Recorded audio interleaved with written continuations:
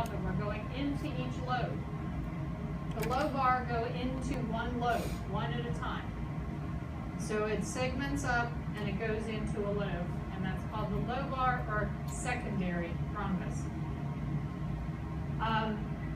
So I could pin a whole bunch of those because we also have them over here. We have one going there, we have one going there. We have one to each particular lobe. I have to actually pull it out and flip it over to see the rest. Probably will actually cut one of these lungs out so that you can look at it. That's how I lost the lung from the other cat, is I cut it out and it disappeared. So I would probably do that with the left side. All right, number 7, lobes of the lung. I have a lot of choices. How many lobes are in humans? 5. Do you remember? 5. Excellent. 5. There are 5 lobes in a human. You notice there are not 5 lobes in the cat. We have 1, 2, 3, 4, 5, 6, 7. All right? We have a lot of lobes in the cat, so don't get that confused with the human and start thinking the human has 7 lobes. We have 5. Make sure you look at the human lobes and you look at the models and you recognize the difference. So I can stab it into any of them. So I have a lot of choices of lobes of the lung. All right, so that's number 7. Number 8 we already did. That was the diaphragm. Number 9, intercostal muscles. I could stab any of these areas in between the ribs, but one place I like to do it, notice the ribs here. The muscles in between are the intercostal muscles. These are not the intercostal muscles. Remember that from A&P1. So if I pin this for the test, and I ask what kind of muscle that was, don't say it's intercostal. Don't mix that up.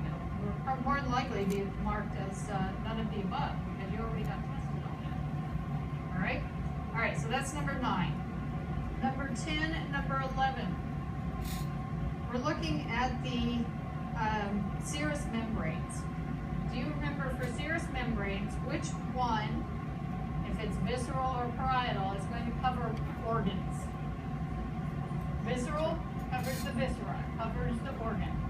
So visceral, in a particular cavity, will be covering those organs. Parietal is going to cover what? A lining of the cavity. So it covers the cavity itself. The only place this gets complicated is the kidney, because the kidney is actually behind the parietal peritoneum. So it's got multiple layers protecting it directly. All right, so we have visceral. Now, pleura refers to what?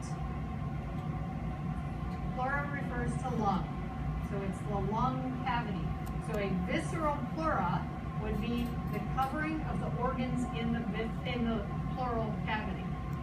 A parietal pleura would be the covering of the pleural cavity.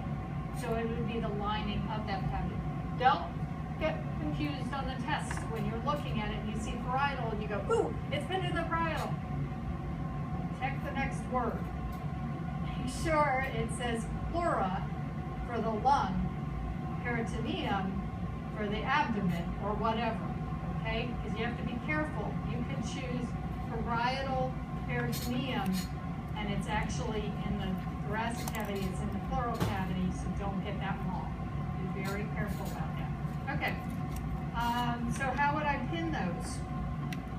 Number 10, visceral is very difficult. It's a very, very, very thin membrane, and I'm going to go sideways through it. And the question might ask, what serous membrane am I in?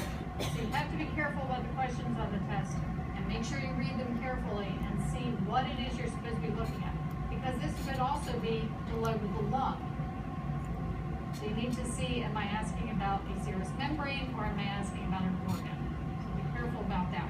Number 10, the lining of the particular cavity.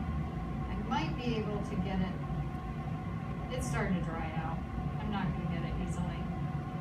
But that membrane coming up, you can see a little bit of it coming up as I push through.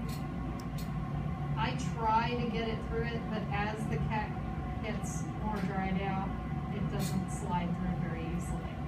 And that is lining that particular packing. Now it could also be intercostal muscles. So you have to be careful. Am I asking about a serous membrane or am I asking